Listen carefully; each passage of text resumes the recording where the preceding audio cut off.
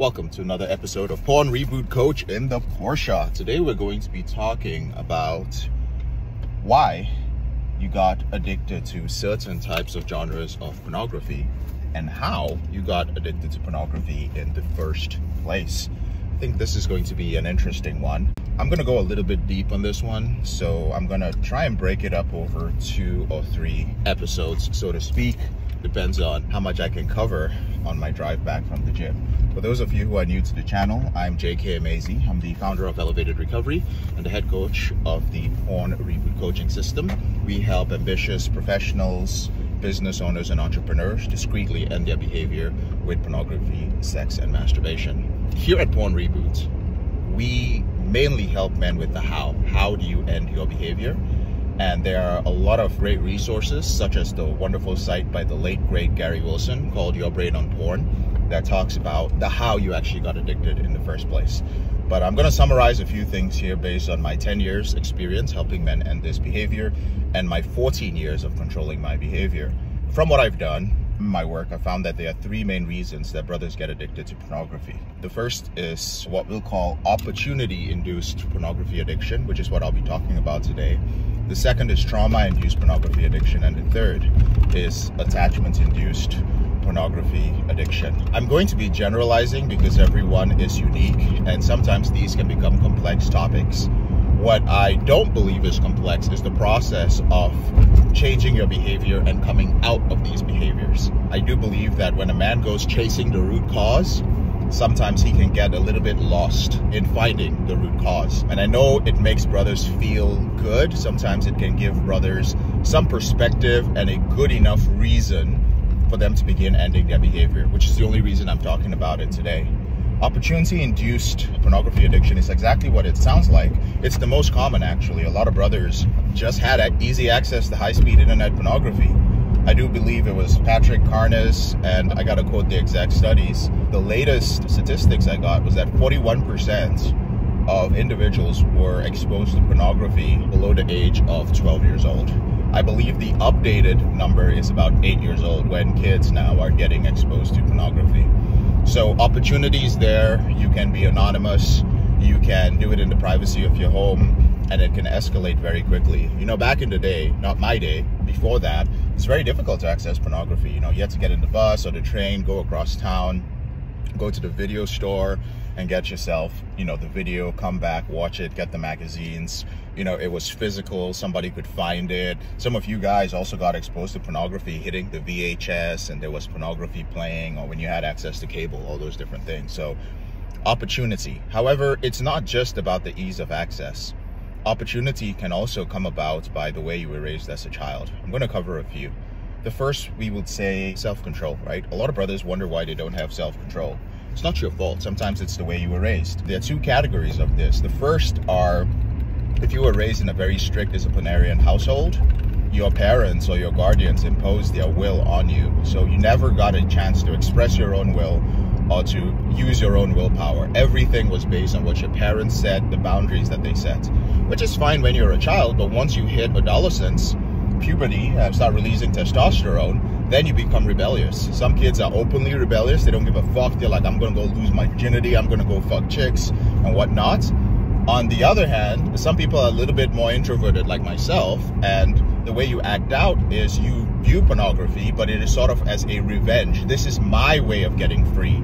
Yeah, you don't let me do this and this and this for religious, cultural, whatever the fuck reasons.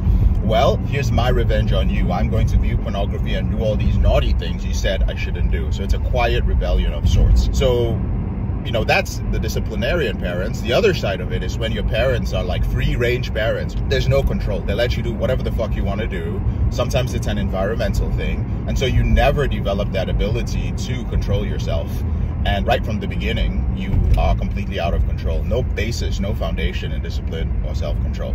So that's self-control as an opportunity-induced form of pornography addiction. Another would be secrets and shame, right? What do I mean by this? A lot of us have shame when we act out. It's not that big a deal either, I think, when ending your behavior, but most of us never take the time to understand where our shame comes from. Sometimes shame can come from your family, in the sense that maybe there were secrets in your family, right? Maybe there was infidelity, maybe there was you know, drug abuse. Maybe there was alcoholism, you know, dad or mom was an alcoholic. You know, I knew that mom was sleeping with the gardener, or there was abuse going on. So on the surface, the front-facing part of the family seems like a well put together family, but you knew that beneath the facade there were things that you guys were hiding, and maybe you didn't really understand it, but you knew that it was shameful because the whole family was hiding or avoiding these things. And so it became a learned behavior. Now, as a result, you continue to perpetuate your shame when you came across pornography, masturbation, and so on. So this is like secrets and shame as well. Sometimes shame can be something that is brought upon the family, perpetrated on the family. So let's say you came from an immigrant family, or let's say due to your socioeconomic class, due to whatever reason, right? Different racism, and so on, or against your ethnicity, xenophobia, and other things like that. Your family, you can experience your family being discriminated against for all these different reasons. And shame comes up because you're trying to understand, like, okay, like, we're not enough, right? We are of this ethnicity, we are of this skin color, we are of this background, we are of this economic status. And my dad or my mom got caught or shamed for doing something publicly that was wrong, right? Or brother or sister, or our religion, we were persecuted for our religion. And then you internalize that shame as well. And then, again, once you find pornography, it becomes something that you begin to medicate your shame with. So that's secrets and shame. We also have just your basic feeling of loneliness when you are a teenager. A lot of kids really take this the wrong way, and pornography just happened to be there. You know, I remember, I don't know about you guys, but I used to feel like a freak at a certain point in time because, you know, I had some learning disabilities, you know, didn't consider myself very attractive, also had some abandonment issues in my family. And so I would see all these teenagers and other people, you know, in my neighborhood and in school. They seem to be dating, they seem to be okay, they seem to be developing well, they seem to have more money, they seem to be happier, they seem to be extroverted. And so, you know, I sunk deeper into myself. I considered myself to be shy and introverted, and people would say that they were shy.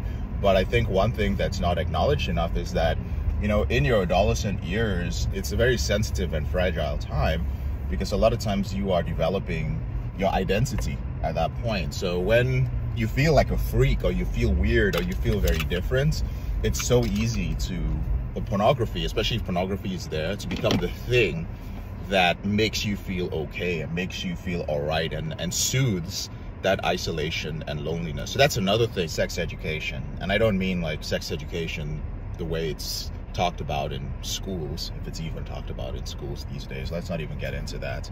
But just the way as a child you were introduced to sex and the messages that you were given about sex. Certain messages like women don't like sex, or men are dangerous and have the capacity to hurt women, or if you have sex, you're going to get an STD, like your chances are very high, or you're going to go to hell if you have sex before marriage, or if you have sex with multiple women, you're breaking their hearts, or you're being a player, or you're using them, or sex is a gift, or sex is something that can be taken and given from you, that women have power over you because of sex. So a lot of these beliefs can have an impact on you.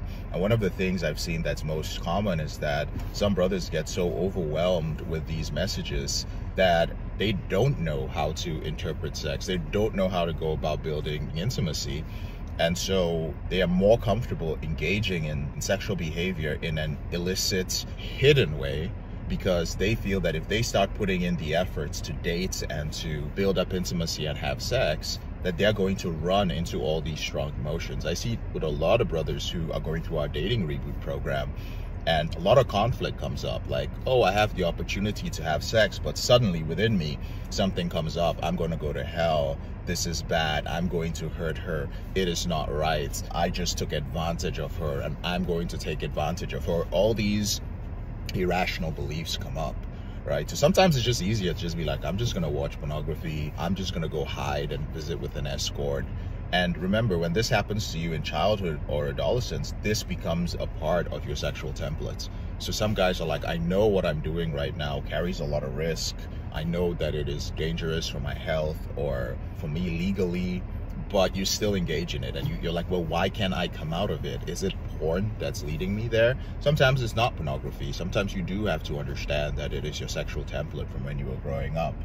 And a final one I would say that I've noticed in my practice over the years would be emotional management. Yeah, emotional management is a big one, brothers. Growing up as a child, sometimes your parents just didn't express emotions, right? Either there was no love expressed, there was no sadness expressed, you didn't get any of that, or emotion was expressed in a very extreme way, right? In a very frightening way sometimes, like mom or dad exploding suddenly on each other, right? And you didn't understand why, but you learned this, you picked this up, you began to learn that, oh, like there's nothing like baseline emotions, there's nothing like calmness. It's not right to express sadness. The only way you should express emotion is either to explode with it, or it is to not express it at all. So again, due to that, you begin to struggle as you grow up. You begin to experience different things. There's no template for managing emotions. So again, pornography steps in. It's right there to help you numb, anesthetize, medicate your lack of an ability to handle all these different emotions. And in Porn Reboot, one of the things we end up doing is we end up working with brothers to, you know, help them identify these emotions within a safe space and begin to work through them. So that's my quick video for today. I hope you guys found it helpful. It is on opportunity-induced pornography addiction. And over the next couple of days, I'm going to break down trauma-induced pornography addiction and attachment-induced pornography addiction. I'd really appreciate you guys' feedback. Let me know if you found this helpful. Now, if you could identify with any of these, please let me know in the comment section below. And if you guys like these videos, please like, subscribe, schedule a call with one of our Reboot strategists, download the free ebook, take the free 7-day challenge. We really go into detail in all these different mediums that we offer. All right, I'm JK, your brother in this struggle. This is Porn Reboot Coach and the Porsche. Thank you for taking the time to watch this video today. I am going to have myself a phenomenal day, and so are you, my brother. I'll talk to you later. Bye.